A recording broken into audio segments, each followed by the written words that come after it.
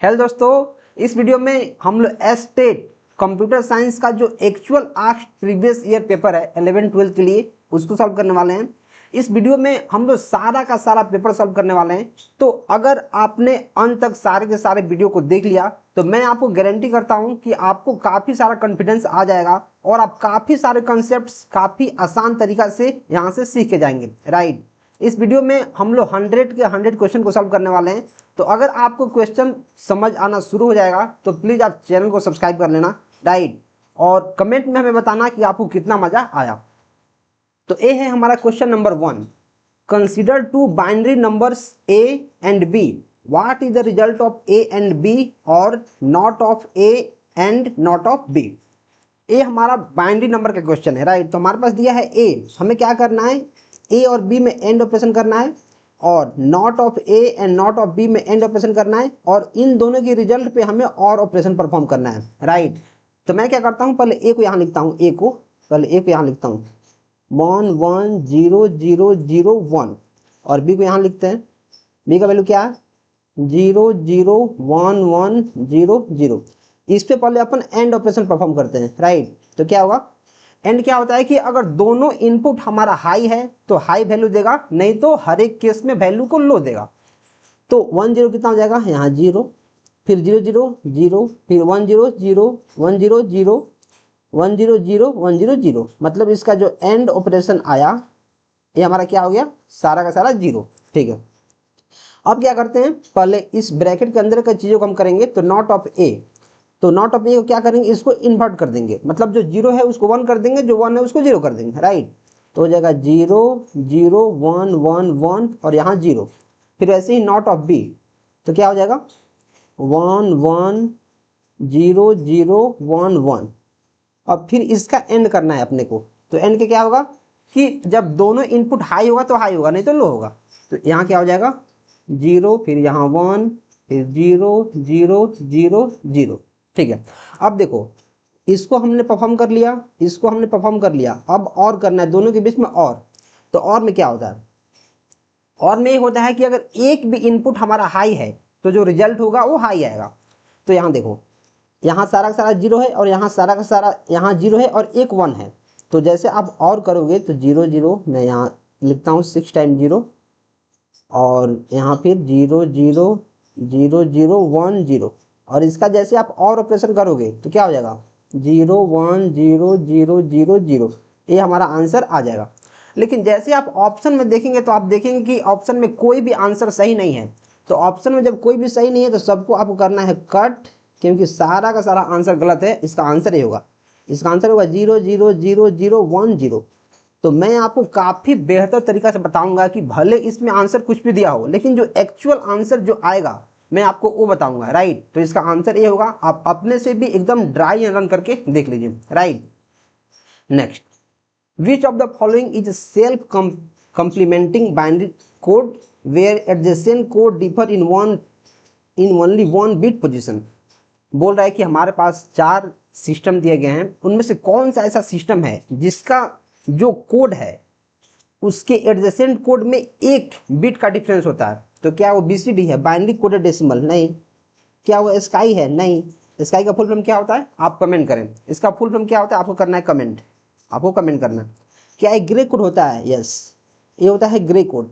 अब grey code क्या होता है, ग्रे कोड को हम लोग 4 बिट डेसिमल में रिप्रेजेंट करते हैं। मतलब किसी भी अगर बाइनरी को 4 बिट बाइनरी में आप इसको रिप्रेजेंट करते हैं, मतलब जो भी ग्रे कोड होता है उसको आपको 4 बिट में रिप्रेजेंट करना पड़ता है। राइट, नेक्स्ट क्वेश्चन क्या है, how many bits are you to represent a single decimal digit in gray code. इसके पहले क्वेश्चन में ही मैंने आपको बता दिया है कि ग्रे कोड को हम लोग 4 बिट डेसिमल डिजिट में क्या करते हैं, रिप्रेजेंट करते हैं 4 बिट। जैसे मान लो कि आपको 2 है, जो नंबर 2 है इसको आपको ग्रे कोड में इन्वर्ट करना है।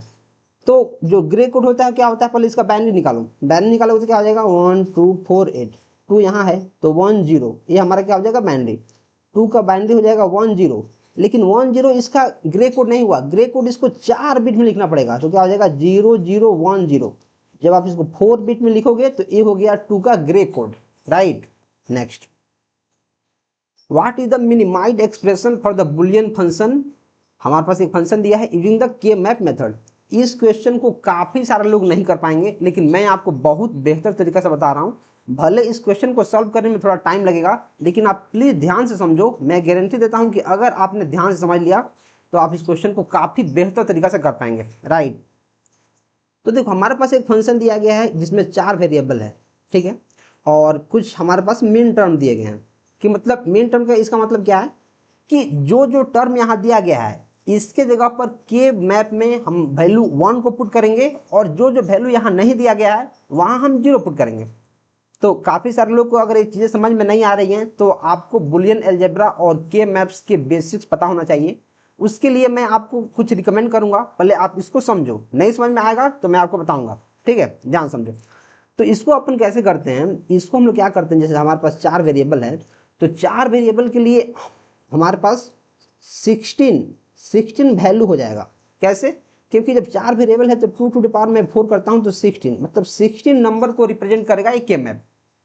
तो देखो अगर मैं यहाँ के मैप के लिए डायग्राम सारा का सारा बनाता हूँ, मैं इसको क्या करता हूँ,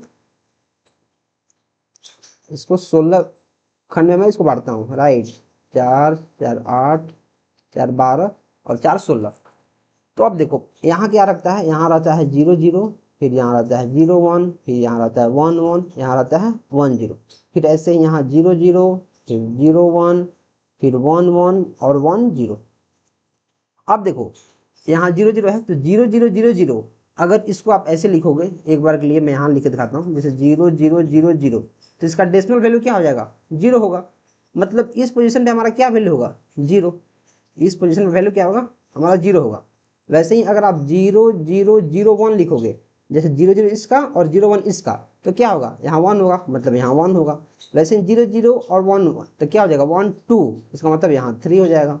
वैसे ही 0 0 और 1 0 तो क्या हो जाएगा, 1 और 2, तो यहाँ 2 हो जाएगा। वैसे 0 1 0 0 तो क्या हो जाएगा, 1 2 4, यहाँ 4 हो जाएगा। ऐसे ही पहले आपको सारे के सारे वैल्यू को राइट करना है। तो मैं पहले यहाँ आपके सामने करके दिखाता हूँ ताकि आपको समझ में आएगा कि चीजें कहाँ से आ रही हैं, राइट।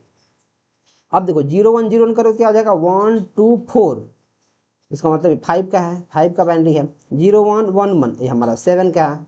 फिर 0 1 1 0 तो 1 2 4 ये 6 का है। फिर 1 1 0 0 एक ये हमारा 12 का है। फिर 1 1 0 1 कितना हो जाएगा, 1 2 कितना हो जाएगा, 8 से 12 13 का है। फिर 1 1 1 1 ये हमारा 15 का है। फिर 1 1 1 0 ये हमारा कितना हो जाएगा, ये 14 का हो जाएगा, राइट। 1 2 4 8, 8 से 12 तो 14, यस, ये हमारा 8 का हो जाएगा। फिर 1 1 0 1 ये कितना का हो जाएगा, 1 और 8 ये हमारा 9 का हो जाएगा, 9। फिर 1 0 1 1 ये कितना का हो जाएगा, 1 2 3 और 8 11 का हो जाएगा।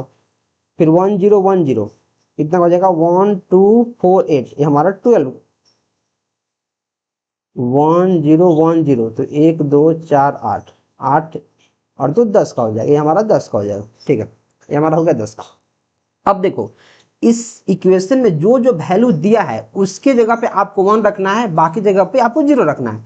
तो मैं क्या करता हूँ, पहले मार्कर यहाँ एक कलर इसका चेंज कर रहा हूँ ताकि आपको समझ में आएगा।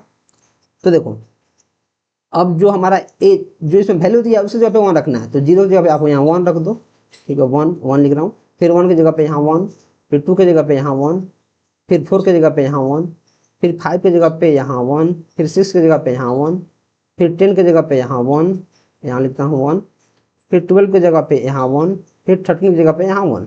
मतलब अब जो जो वैल्यू इसमें दिया है उसके जगह पे आपको 1 रखना है, और जो वैल्यू नहीं दिया है उसके जगह पे आपको 0 रखना है। तो मैं यहाँ 0 रख नहीं रहा हूँ, आपको सिर्फ बता रहा हूँ कि आपने 1 रख दिया है, ठीक है। अब देखो आपने 1 रख दिया है, तो अब क्या करना है, जो 1 है 1 उसको 2 के पावर में रिप्रेजेंट करना है। जैसे अब 2 का पावर यहाँ आप 0 करोगे तो कितना हो जाएगा, 1, 2 का पावर 1 करोगे तो 2 हो जाएगा, 2 के पावर 2 करोगे तो 3 हो जाएगा, 2 के पावर 2 करोगे तो 4 हो जाएगा, 2 के पावर 3 करोगे तो 8 हो जाएगा। मतलब जो 1 है उसको आपको एक अकेले 1 को ले सकते हैं, 2 अकेले 1 को ले सकते हैं, 4 1 को ले सकते हैं और 8 1 को ले सकते हैं। ऐसे ही 2 के जो मल्टीपल हैं, जो 2 के फैक्टर हैं, उतने नंबर ऑफ 1 आप ले सकते हैं और उसको गोला बना सकते हैं। तो देखो जो हमारा ऑप्शन है इसमें 5 टर्म दिया गया है। आप चाहें तो इसको मैं एग्जांपल के बताता हूँ, आप चाहें तो इन चारों को जैसे 0 1 4 5 इनको एक साथ ले सकते हैं, फिर 4 5 12 13 इनको एक साथ ले सकते हैं क्योंकि ये 4 हो जाएंगे तो 2 के फैक्टर में है। फिर आप चाहें तो सिर्फ 2 को ले सकते हैं क्योंकि 2 एक है, एक और ये भी 2 के फॉर्म में है। तो लेकिन यहाँ 5 टर्म है तो मैं आपको इस क्वेश्चन के अनुसार बताता हूँ आपको क्या करना है। सबसे पहले क्या करो, आप 0 और 1 को लो।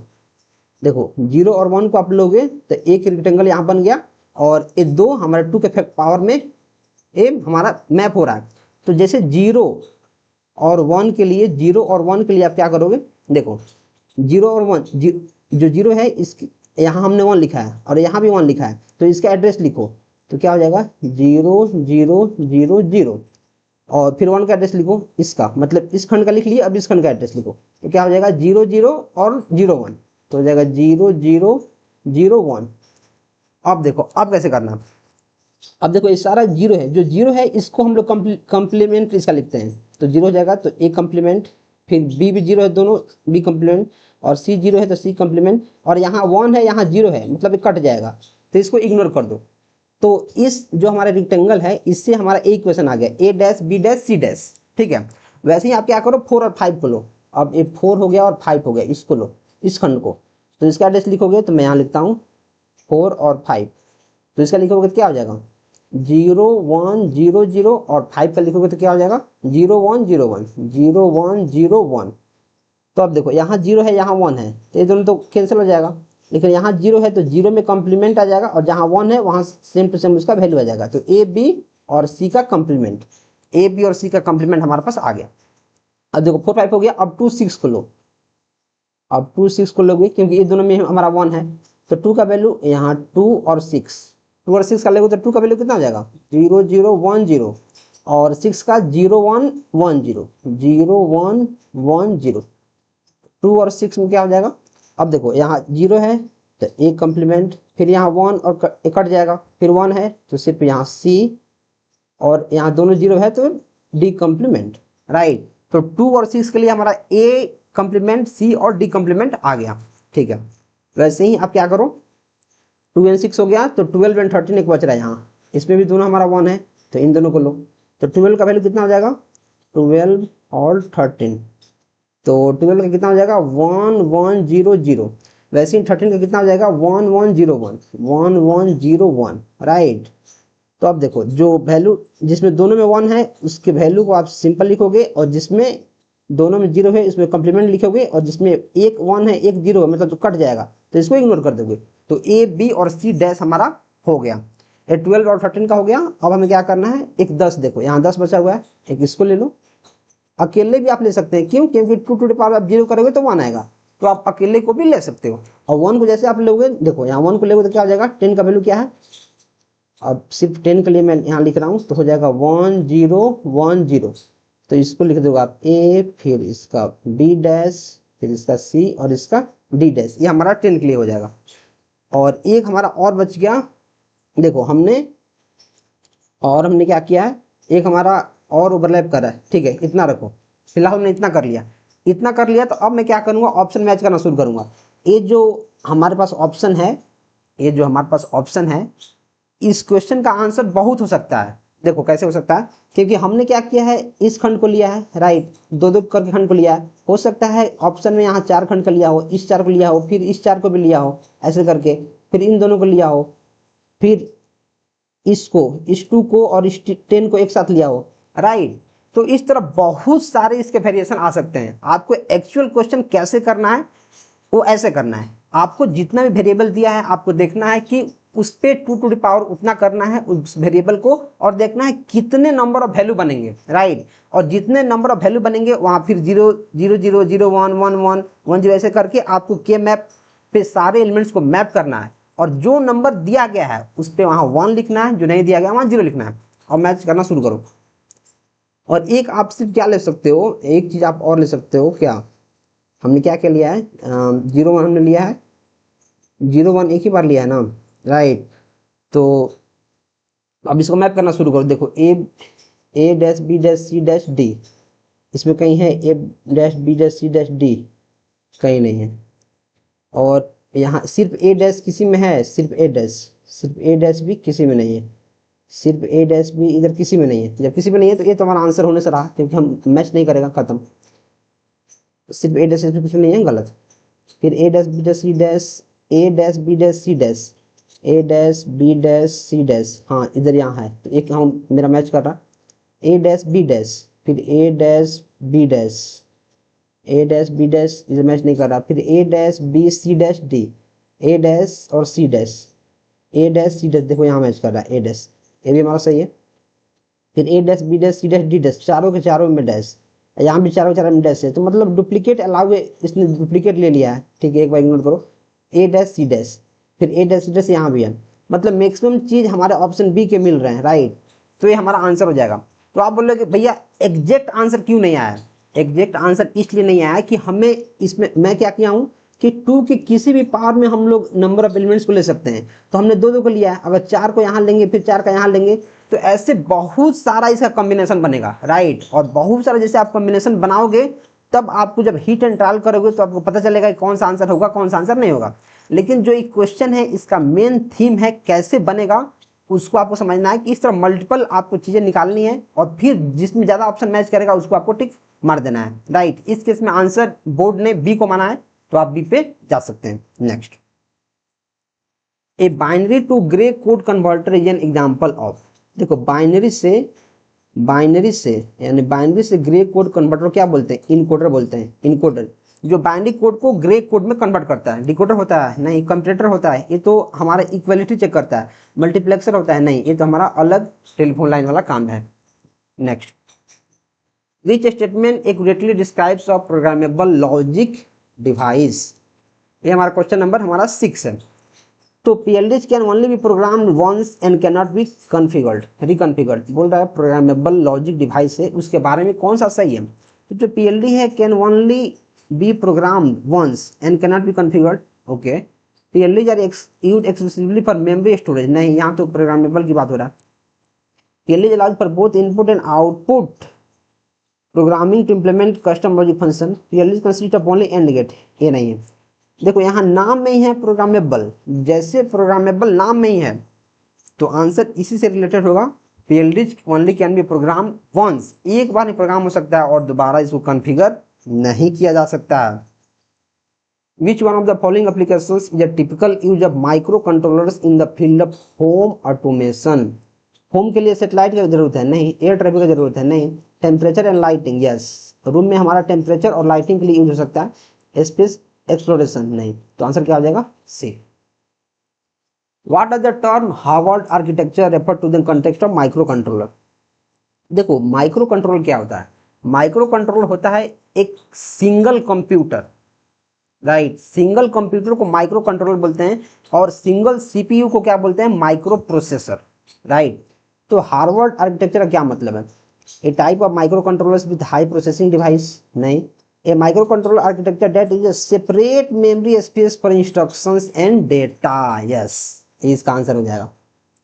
हार्वर्ड आर्किटेक्चर इसलिए बनाया गया कि जो माइक्रो कंट्रोलर आर्किटेक्चर है उसके लिए एक अलग से मेमोरी की व्यवस्था की जाए ताकि वो चीजों को और इंस्ट्रक्शंस को स्टोर कर पाए। What is the primary purpose of using don't care conditions in K-map signification? देखो जो K-map होता है जो अभी हमने पढ़ा है उसमें एक होता है don't care, उसमें एक don't care condition होता है don't care। इसमें क्या होता है कि जिस बॉक्स को अपन don't care स्पेसिफाई करते हैं उससे ज़्यादा प्रोग्राम पर कोई भी जो हम ऑपरेशन करते हैं कोई ज़्यादा फर्क नहीं पड़ता। इसका नाम ही है don't care, केयर नहीं करना है। तो ये हमारा क्वेश्चन में क्या है? 9। To mark cells that should not be included in the simplification process, yes उससे कोई फर्क नहीं पड़ने वाला है। To indicate cells that have undefined logic, नहीं। To identify cells that are already, नहीं।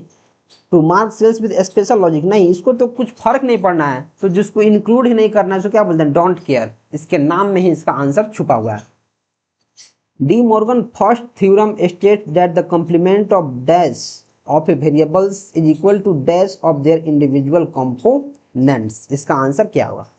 तो देखो जो फर्स्ट थ्योरम है वो हमारे और को रिप्रेजेंट करता है और यहाँ एंड को। अब एग्जांपल के लिए मैं आपको समझाऊं तो कैसे होगा, जैसे a + b का होल कम्प्लीमेंट बराबर होता है A complement into B complement. तो जो और होता है उसको अपन प्लस से डिनोट करते हैं तो एंड हो गया, और जो एंड होता है उसको अपन यहाँ डॉट से रिप्रेजेंट करते हैं, मतलब ए मल्टीप्लाई हो गया, राइट। तो क्या हो जाएगा, एंड और दूसरा जो इसका थ्योरम है इसको रिवर्स कर दो, यहाँ और है यहाँ एंड है, तो दूसरा में क्या हो जाएगा, पहले एंड हो जाएगा और बाद में और हो जाएगा। The hexadecimal number F4 is equivalent to which binary number. देखो अब F4, अब F का मतलब क्या है कि हेक्साडेसिमल में हमारा नंबर्स होते हैं 0 to 9 और A to F। तो 10 अपन 10 को A से रिप्रेजेंट करते हैं, वैसे 10 11 12 13 14 15। तो इसको B, इसको C, इसको D, इसको E और इसको F को 15 से। तो देखो F यहाँ 15 लिख दो और यहाँ 4 लिख दो। अब इसको क्या करना है, इसको हेक्साडेसिमल में कन्वर्ट करना है।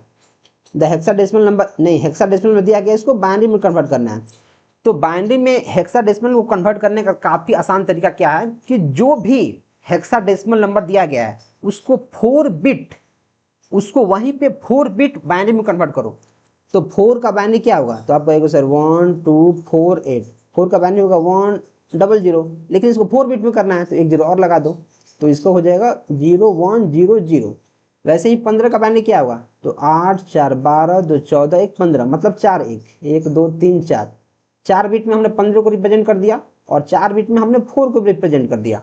तो अब इसका हमारा हेक्साडेसिमल निकल गया, अब इसका हमारा बाइनरी निकल गया। हेक्साडेसिमल तो दिया हुआ है, तो क्या हो जाएगा 41 फिर 0111 41 नहीं 410111, यस, बी नंबर हमारा आंसर हो जाएगा। देखो कितना आसान है, जो हेक्साडेसिमल हमारे पास दिया गया है उसको बाइनरी में कन्वर्ट करना है, तो जो इंडिविजुअल नंबर दिया गया है उसको 4 बिट बाइनरी में निकाल दो, वहीं उसका आंसर हो जाएगा। 4 बिट में निकालना है एक साथ, राइट। नेक्स्ट, और दोस्तों यार अगर आप वीडियो अभी तक देख रहे हैं और आप काफ़ी सीरियस हैं और आप स्टेट कंप्यूटर साइंस की एकदम अच्छे से प्रिपरेशन करना चाह रहे हैं, तो मैं आपको काफ़ी बेहतर एक नोट्स, और जितने अभी तक देखो, अभी तक जितने भी PSC TRE और जितने स्टेट पेपर हुए हैं उन सब का डिटेल एक्सप्लेनेशन के साथ सॉल्यूशन, इसके अलावा 15+ सेट्स इसी टॉपिक पे, और सारे सिलेबस का मैं आपको हैंड रिटन नोट्स मैं आपको प्रोवाइड करा रहा हूँ। आप यहाँ देख सकते हैं, ये 543 पेज का है, देखो ना, ये 553 पेज का है। इसमें आपको सारे के सारे BPSC TRE सारे के सारे स्टेट पेपर का काफी डिटेल में एक्सप्लेनेशन है, आप यहाँ देख सकते हैं। कोई भी आंसर गलत है तो गलत क्यों है, सही है तो सही क्यों है, आप इसको देख सकते हैं। काफी बेहतर तरीका से अरेंज किया गया है। इसके अलावा हर एक सब्जेक्ट्स के मैं आपको नोट्स भी दिला रहा हूँ, काफी अफोर्डेबल प्राइस में आप इसको ले सकते हैं। जो अभी ये 419 पेज का है, आप देखोगे तो पता चलेगा कि तो 419 पेज का है, राइट। और 419 पेज को अच्छे से पढ़ के मेमोराइज करना एक बहुत अच्छी चीज है। अगर आप इसको कर पाएंगे तो डेफिनेटली आप काफी अच्छा स्कोर कर पाएंगे, इस बात की गारंटी है।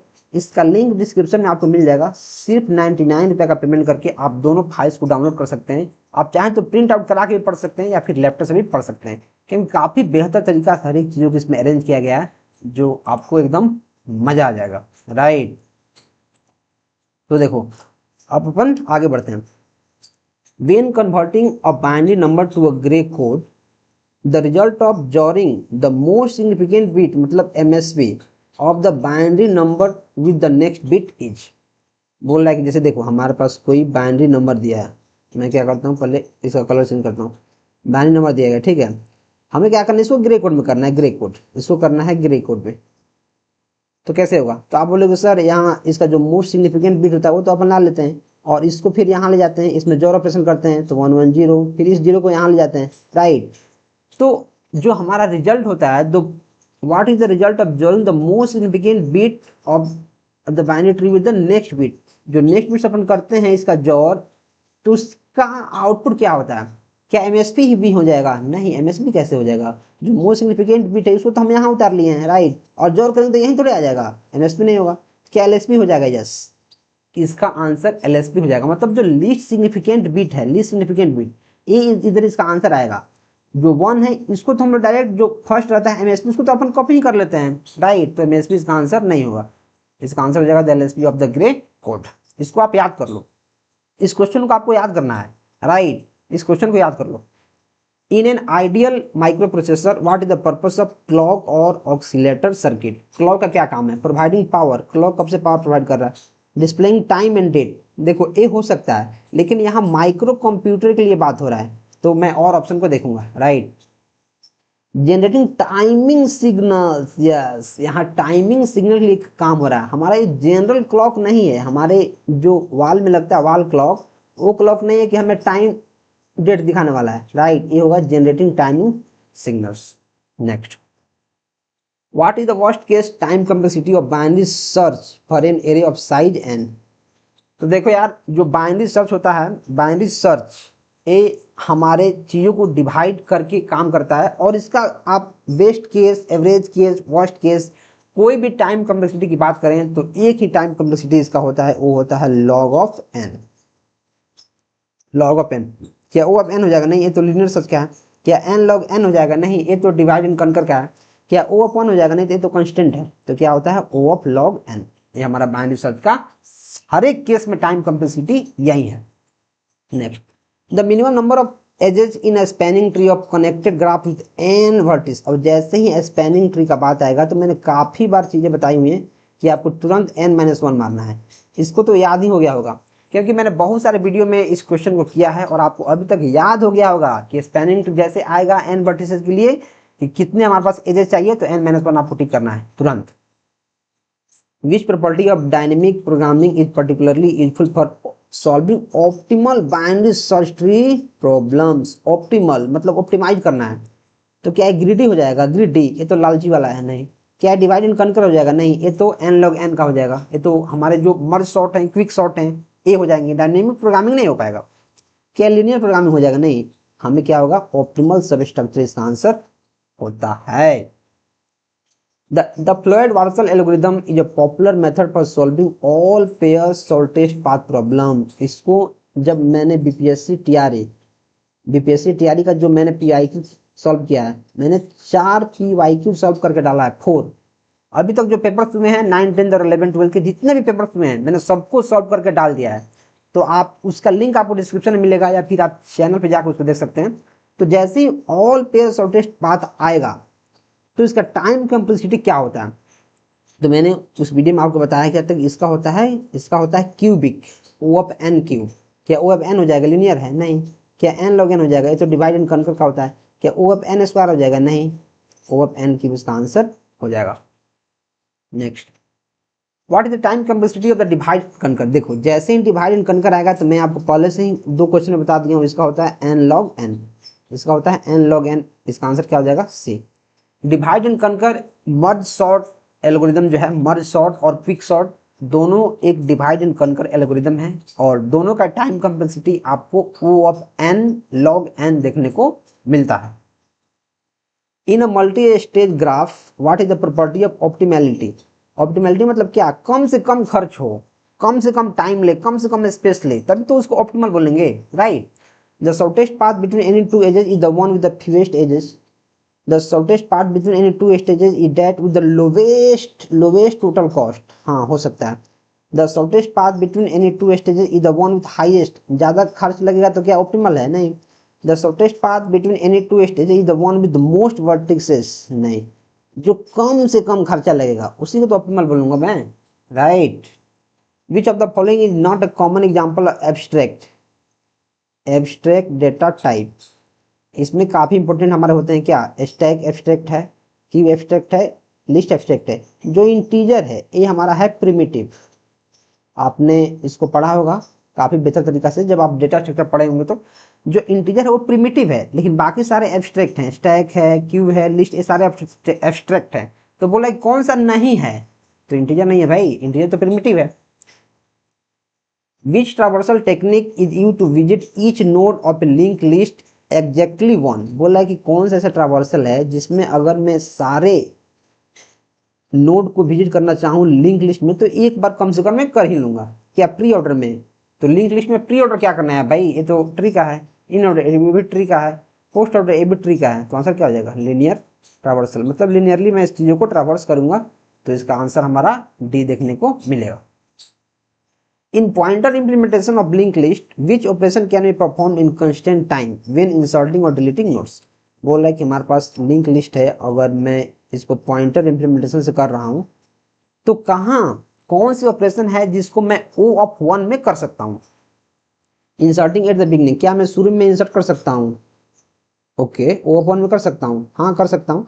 क्या करूँगा कि यहाँ इंसर्ट कर दूंगा और इसके जो नेक्स्ट है वो फर्स्ट वाले एलिमेंट को पॉइंट कर दूंगा तो इंसर्ट हो जाएगा। इंसर्टिंग एट द एंड, क्या मैं एंड में इंसर्ट कर सकता हूँ? एंड में इंसर्ट करने के लिए मुझे पूरा ट्रैवर्स करना पड़ेगा कि एंड है कौन, पहले मुझे एंड पे जाना पड़ेगा, राइट। तो मुझे O ऑफ एंड टाइम तो ऐसे ही लग जाएगा, नहीं। इंसर्टिंग एट स्पेसिफिक पोजीशन, जैसे मानो मुझे 5th पे करना है तो मैं एक बार में 5th पे कर सकता हूँ, मुझे जाना पड़ेगा ट्रैवर्स करके, राइट, नहीं हो पाएगा। डिलीटिंग स्पेसिफिक, डिलीट करने के लिए भी हमें उस जगह पे जाना पड़ेगा और जैसे मैं उस जगह पे जाऊंगा तो O ऑफ एन टाइम तो हमारा लग ही जाएगा वर्स्ट केस में। अगर मुझे लास्ट वाले एलिमेंट पे जाना हो तो O ऑफ एन नहीं लग जाएगा, लेकिन अगर मैं शुरू में इंसर्ट कर रहा हूं तो O ऑफ 1 में मैं चीजों को कर पाऊंगा। Which representation is best for matrices with a small number of non-zero elements in each row and column। ये हमारा है क्वेश्चन नंबर कौन, क्वेश्चन नंबर हमारा 23 है, राइट। बोल रहा है कौन सा रिप्रेजेंटेशन है मैट्रिक्स के लिए जो small number of non zero elements के लिए करता है। तो देखो नॉन जीरो के लिए हमारा दो होता है, एक CSR होता है और एक CSC। इसका फुल फॉर्म क्या होता है? कंप्रेस्ड स्पार्स रो और कंप्रेस्ड स्पार्स कॉलम। लेकिन यहाँ बोल रहा है elements each row and each column, और कौन सा बेस्ट है, राइट। और बेस्ट की जब बात आती है तो आप जाते हैं कॉलम की तरफ, तो इसका कॉलम हो जाएगा।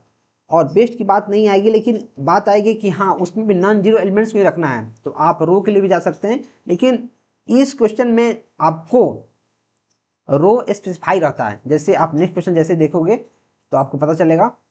विच of the following representation is most suitable efficient row wise traversal. देखो यहाँ रो वाइज लिख दिया है, और जैसे ही रो वाइज लिखेगा तो आपको समझना है कि ये हमारा रो के लिए है। इसको बोलते हैं कंप्रेस्ड स्पार्स रो। जब रो वाइज लिख दिया है तो हमारा कंप्रेस्ड स्पार्स रो हो जाएगा। स्पार्स का मतलब क्या है कि मैक्सिमम जो एलिमेंट्स होते हैं वो नॉन जीरो एलिमेंट्स होते हैं, राइट। यहाँ आप देख सकते हैं मैक्सिमम जो एलिमेंट्स होते हैं वो नॉन जीरो एलिमेंट्स होते हैं। स्पार्स का मतलब यही होता है। तो मैं तब तक आप इस क्वेश्चन को पढ़ो, आंसर करो, मैं थोड़ा पानी पी लेता हूँ, राइट।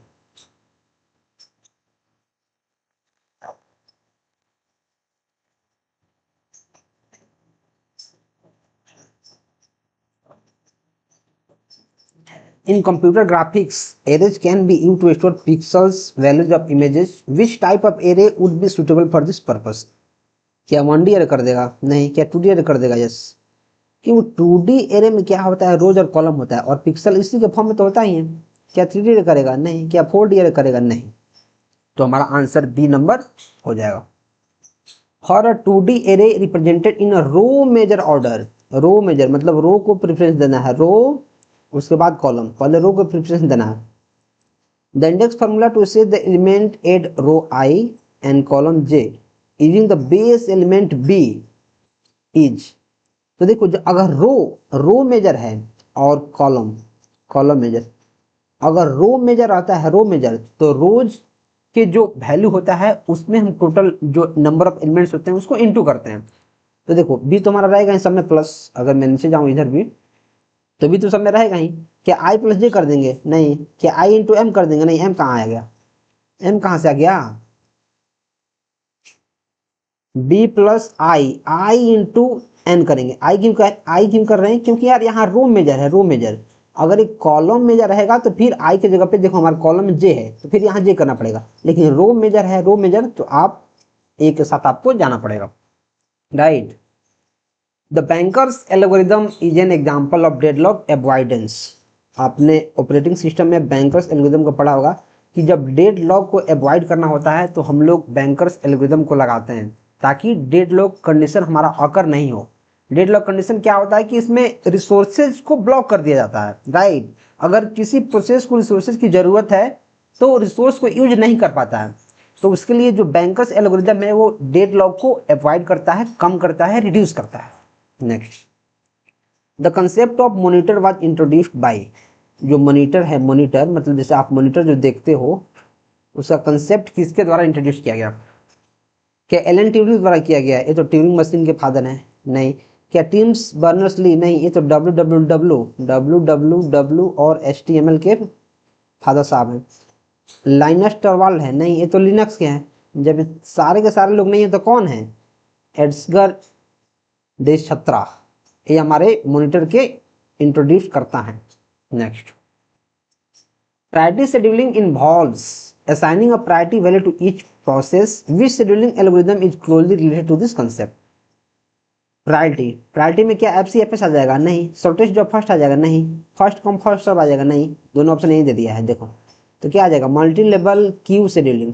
इसमें क्या होता है? मल्टीपल लेवल पे चीजों को शेड्यूल किया जाता है उनके प्रायोरिटी के हिसाब से। तो आप जो ऑप्शन है उसको देख के भी आप चीजें आंसर कर सकते हैं अगर आपका कंसेप्ट क्लियर है तो। और उसके लिए मैं आपको सिर्फ वही चीज रिकमेंड करना चाहूंगा कि अगर आप इससे पढ़ लिए तो मैं आपको गारंटी दे रहा हूं कि कोई भी चीज आपका बाकी नहीं रहेगा। जो जो आप नोट्स में पढ़ेंगे सेम टू सेम उसी में से क्वेश्चन पूछे जाना है, उससे बाहर कुछ भी क्वेश्चन आपको देखने को नहीं मिलेगा। और इसमें आप सारे स्टेट और बीपीएससी के पेपर्स को सॉल्व पाएंगे विद डिटेल एक्सप्लेनेशन। और 15+ सेट्स होंगे जिसका आंसर भी आपको दिया गया है अगर आपने सारा प्रैक्टिस कर लिया तो। आई डोंट थिंक, जैसे देखो इसमें जो क्वेश्चन है 17, यहाँ देखो इसका आंसर होगा OFNQ। आंसर है क्यों है, उसके बारे में एक्सप्लेनेशन है। और बाकी जो ऑप्शंस हैं वो क्यों गलत है, बाकी जो ऑप्शंस क्यों गलत है उसके बारे में दिया गया है, राइट। तो काफी डिटेल में चीजें दी गई हैं। और अभी ऑफर प्राइस में आप सिर्फ 99 का ले सकते हैं। आपको लिंक डिस्क्रिप्शन में मिल रहा होगा, आप वहां से चेकआउट कर सकते हैं, राइट। अब मैं क्या करता हूँ, आगे बढ़ता हूँ। The resource matrix is a data structure used in deadlock detection algorithm 2। जो रिसोर्स मैट्रिक्स होता है उसका काम क्या है? Represent resource allocation, represent the execution order of process. नहीं, रिसोर्स मैट्रिक्स का काम एग्जीक्यूशन नहीं है। एग्जीक्यूशन है? नहीं। क्या प्रायोरिटी है? नहीं। रिसोर्स मैट्रिक्स, इसके नाम से ही पता चल रहा है कि ये रिसोर्स के बारे में चीजों को बताएगा। तो रिप्रेजेंट रिसोर्स एलोकेशन इसका आंसर हो जाएगा। The term race condition in parallel programming, the term race condition in parallel programming is a competition between process to terminate। मतलब प्रोसेस के बीच में कंपटीशन है कि पहले मैं टर्मिनेट होऊंगा? नहीं, इसको रेस तो नहीं बोलेंगे। A competition between process to access share resources. Yes, इस बात का कंपटीशन है कि रिसोर्सेज को पहले मैं लूंगा। चलो रेस्ट पाते हैं, रिसोर्सेज को पहले मैं लूंगा, रेस्ट लगाऊंगा। तो इसका आंसर हमारा बी देखने को मिल जाएगा। Next, the need for a command interpreter arises. Command interpreter की काम क्या है? Hardware can not execute program directly. सही बात है। All programming language require interpreter. नहीं। Software can not run on hardware, तब कहाँ रन करेगा? गलत। User prefers typing command over GUI। नहीं, ऐसा कुछ नहीं है। हार्डवेयर प्रोग्राम को डायरेक्टली एग्जीक्यूट नहीं कर सकता है, इसलिए हमें इंटरप्रेटर चाहिए, कमांड इंटरप्रेटर चाहिए जिसपे हम कमांड को लिखें और चीजें काम करें। The term multi-user in an operating system context refers to an OS that can execute multiple programs simultaneously। तो इसको मल्टी प्रोग्रामिंग बोलेंगे। An OS that supports multiple users working on the same machine। Okay, एक बार के लिए, An OS that can only run on multiple computers। An OS that can only run on multiple computers, इसका क्या मतलब भाई? An OS with a graphical user interface, ये तो सब में रहता है इसको। ये हमारा बी नंबर आंसर हो जाएगा। Offers ability to query the data, insert, alter and delete tuples। ये कौन सा है? देखो जो TCL होता है, ट्रांजेक्शन कंट्रोल लैंग्वेज, इसमें हमारा होता है, एक होता है कमिट और रोलबैक। रोलबैक में क्या है कि अगर किसी प्रोसेस को अपन एग्जीक्यूट कर रहे हैं, कुछ उसमें गलती हो गया तो फिर से वो सारी चीजें हम लोग वापस ला सकते हैं, रोल बैक कर सकते हैं। कमिट में क्या होता है कि एक बार अपन कमिट कर दिए तो फिर उसको रोल बैक नहीं कर सकते हैं। एक बार कमिट कर दिए तो वो फिक्स हो गया, वो परमानेंट हो गया, राइट। डेटा कंट्रोल लैंग्वेज, इसमें हमारे कौन कौन से ऑपरेशन होते हैं? इसमें हमारे होते हैं ग्रांट, मतलब किसी को परमिशन देना, और किसी से परमिशन छीनना, और रिवोक, ग्रांट और रिवोक। डेटा डेफिनेशन लैंग्वेज में क्या होता है? इसमें होता है क्रिएट, अल्टर और ड्रॉप। ये हमारा डेटा डेफिनेशन लैंग्वेज में हो गया। लेकिन जो डेटा को इंसर्ट करना है, अल्टर करना है और डिलीट करना है, तो ये हमारा आता है तीनों डेटा मैनिपुलेशन लैंग्वेज। और मैनिपुलेशन का काम क्या होता है? मॉडिफाई करना। तो इंसर्ट करूंगा तो मॉडिफाई होगा, अल्टर करूंगा तो मॉडिफाई होगा, डिलीट करूंगा तो मॉडिफाई होगा। तो इसका आंसर हमारे डी देखने को मिल जाएगा। विच ऑफ द फॉलोइंग है डेटाबेस, माई एसक्यूएल भी है, इन्फॉर्मिक्स भी है, एसक्यूएल भी है, मतलब सारा का सारा है। Next, what do you mean by one to many, one to many relationship क्या है? Many teachers have only one class, नहीं, one class can have many teachers, एक क्लास में बहुत टीचर हो सकते हैं, नहीं यार, एक क्लास के पास बहुत टीचर है, नहीं, one teacher can have many class, एक टीचर का बहुत सारे क्लास हो सकता है, जैसे एक टीचर है वो क्लास 1 में भी पढ़ाएगा, 2 में भी पढ़ाएगा, 3 में भी पढ़ाएगा, राइट, तो ये हमारा आंसर हो जाएगा। मेनी क्लास, ये तो मेनी टू मेनी हो जाएगा, नहीं। In general file is basically a collection of all related, क्या फाइल जो होता है रो एंड कॉलम होता है? नहीं। डेटाबेस होता है? नहीं। फाइल्स होता है? नहीं। फाइल हमारा क्या है? एक रिकॉर्ड है, फाइल हमारा रिकॉर्ड है। Which of the following refer to number of attributes, number of attributes, बहुत सारे लोग इसको कॉलम मार देंगे। देखो ए बोल रहा है नंबर ऑफ एट्रीब्यूट्स, अगर सिर्फ ए बोलता है कि एट्रीब्यूट क्या होता है, जो एट्रीब्यूट होता है इसी को हम लोग कॉलम बोलते हैं, या फिर जो कॉलम होता है उसी को एट्रीब्यूट बोलते हैं। लेकिन यहाँ बोला नंबर ऑफ एट्रीब्यूट्स को क्या बोलते हैं? जो नंबर ऑफ एट्रीब्यूट्स होता है उसको बोलते हैं डिग्री, जो नंबर ऑफ एट्रीब्यूट्स होता है उसको अपन क्या बोलते हैं? डिग्री बोलते हैं। डिग्री क्या होता है? जो नंबर ऑफ एट्रीब्यूट्स मतलब कितने सारे एट्रीब्यूट्स हैं उसको अपन डिग्री बोलते हैं, राइट। ऐसे ही रो क्या बोलते हैं? रो को बोलते हैं टपल, रो को टपल बोलते हैं। कलम को क्या बोलते हैं? एट्रीब्यूट बोलते हैं। नंबर ऑफ कलम से क्या बोलते हैं? नंबर ऑफ एट्रीब्यूट से क्या बोलते हैं? डिग्री बोलते हैं, right. A report generator is used to, जो रिपोर्ट जनरेटर होता है वो क्या करता है? Print file in the paper, ये तो सबको पता है।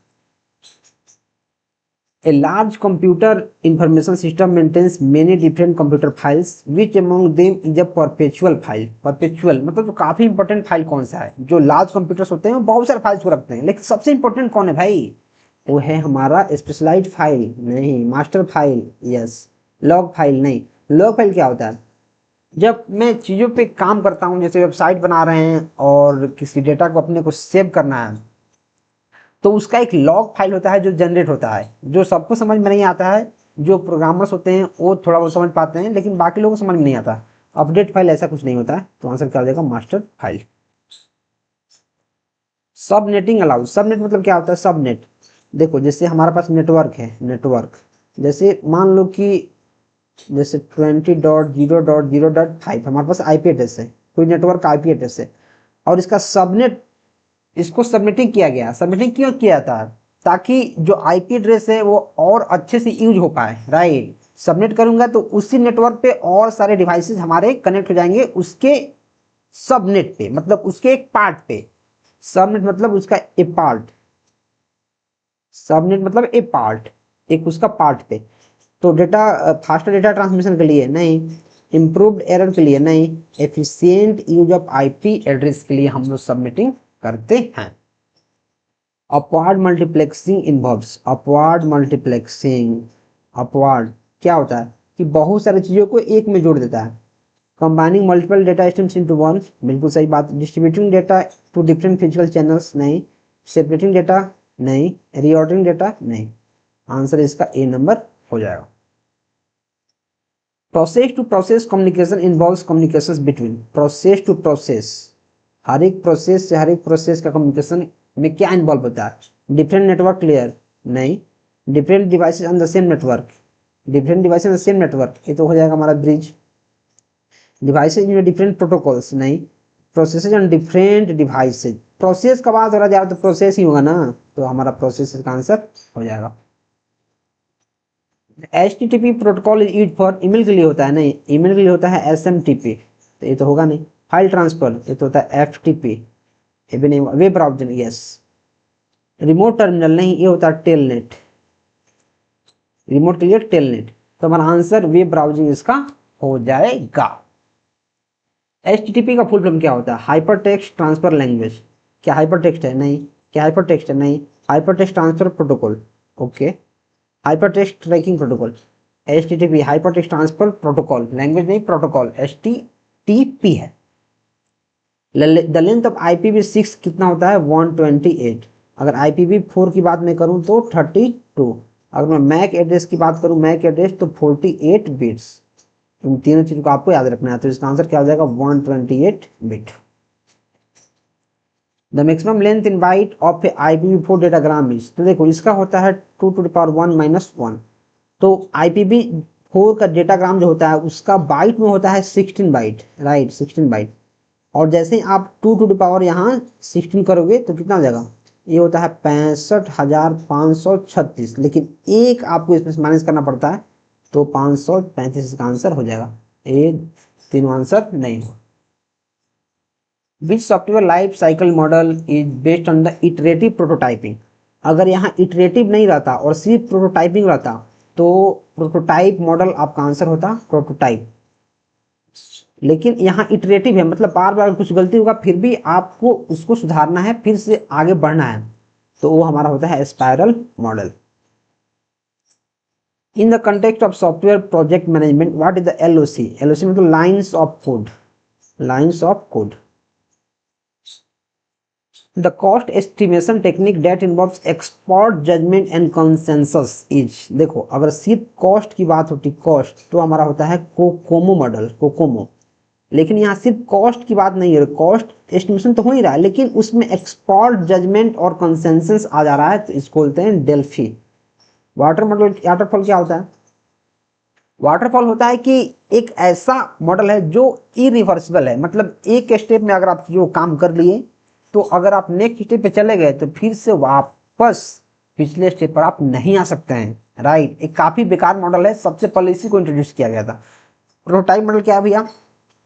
ये है कि इसमें पहले एक, जैसे मानो हमारे पास हमें कोई वेबसाइट बनाना है, ठीक है, जैसे मानो कोई वेबसाइट बनाना है तो वेबसाइट जो बनेगा उसका एक छोटा सा मैं प्रोटोटाइप बना लूंगा कि वो कैसा दिखेगा, उसमें क्या क्या फीचर्स होंगे, उसका एक छोटा सा प्रोटोटाइप अपन बना लेते हैं पहले कि ऐसा वो दिखेगा, उसका नमूना बना लेते हैं, ये होता है प्रोटोटाइप। तो ये भी आंसर नहीं होगा, ये भी आंसर नहीं। और कोकोमो क्यों नहीं होगा?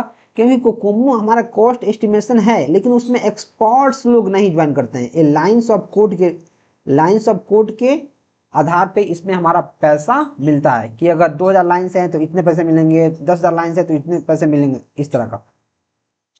ISO 9000 NS CICMM ये दोनों स्टैंडर्ड्स हैं। ये किसके लिए होता है? ये हमारा होता है किसके लिए? क्वालिटी चेक करने के लिए। तो क्या टेस्ट के लिए होता है? क्या डॉक्यूमेंटेशन के लिए होता है? क्या software quality assurance and process management? Yes. क्या डिजाइन प्रिंसिपल के लिए होता है? नहीं। इसका आंसर C हो जाएगा। Type of maintenance involves adding new features to existing. अगर हमारे पास पहले से कोई सॉफ्टवेयर है और उसमें कोई फीचर्स अपन ऐड कर रहे हैं तो उसको क्या करते हैं? उसको परफेक्ट बना रहे हैं, उसको करेक्ट कर रहे हैं, नहीं करेक्ट तो है, उसको परफेक्ट बना रहे हैं। उसको एडेप्टिव कर रहे हैं, नहीं उसको प्रिवेंट कर रहे हैं, नहीं उसको क्या कर रहे हैं अपन? परफेक्ट बना रहे हैं। The framework that provides guidelines for achieving consistent and high quality software is. High quality आपको पहले बताया है कि इसके लिए एश्योरेंस के लिए ISO होता है, 9000 इसका स्टैंडर्ड है, ISO 9000। अब ISO का फुल फॉर्म क्या होता है? देखो ISO का फुल फॉर्म आप कमेंट करो या फिर मैं बता ही देता हूँ, लेकिन आपको कमेंट में करना है फिर से। International standard organization, which maintenance involves documenting the software structure and functionality. देखो सॉफ्टवेयर का स्ट्रक्चर और उसके फंक्शनैलिटी को कौन डॉक्यूमेंट करता है? क्या प्रिवेंटिव करता है? नहीं। प्रिवेंटिव क्यों नहीं करता है? प्रिवेंटिव उसके लिए यूज होता है कि सॉफ्टवेयर में कोई फ्यूचर में कुछ गलती नहीं आए, उसको प्रिवेंट कर रहे हैं कि गलती नहीं आए। क्या परफेक्टिव होगा? नहीं। परफेक्टिव क्यों नहीं होगा? क्योंकि परफेक्टिव में कोई एग्जिस्टिंग सॉफ्टवेयर है जो पहले से बना हुआ है, उसमें कुछ कोई नया फीचर अपन ऐड करते हैं। जैसे अभी पिछले क्वेश्चन में हमने डिस्कस किया है परफेक्टिव क्या होता है। क्या एडेप्टिव होता है? नहीं। एडेप्टिव ही होता है कि अगर जो हमारा सॉफ्टवेयर है उस पर अगर ज्यादा ट्रैफिक भी आ रहा है तो वो अपने आप को एडेप्ट कर ले, वो उस कंडीशन में ढल जाए, वो फ्लेक्सिबल रहे, तो इसको बोलते हैं रिवर्स इंजीनियरिंग, जिसमें अपन सॉफ्टवेयर के स्ट्रक्चर को डॉक्यूमेंट करते हैं और उसको फंक्शनैलिटी को डॉक्यूमेंट करते हैं। What is the term of defining multiple methods in a class with the same name but different parameters? इसको बोलते हैं फंक्शन ओवरलोडिंग। इसमें क्या होता है? एक कोई फंक्शन है, सपोज कर लो सम, तो एक नाम के ही बहुत सारे फंक्शन आएंगे जिसमें जैसे मानो इसमें पैरामीटर है हमारा इंट ए इंट बी, इसमें इंट ए इंट बी इंट सी इंट डी, राइट। लेकिन जो फंक्शन का नेम रहेगा वो सेम रहेगा, दोनों का पैरामीटर्स अलग होगा, डेटा टाइप्स अलग हो सकते हैं, नंबर ऑफ आर्गुमेंट्स अलग हो सकते हैं, ये सारी चीज अलग हो सकते हैं, तो उसको बोलते हैं फंक्शन ओवरलोडिंग। यहाँ सिर्फ ओवरलोडिंग है। इनहेरिटिंग हो जाएगा नहीं, इनहेरिटेंस हो जाएगा नहीं, क्योंकि इसमें क्या होता है, इनहेरिटेंस में क्या होता है कि जो पेरेंट क्लास होता है उसके प्रॉपर्टी को उसका जो चाइल्ड क्लास होता है वो इनहेरिट करता है।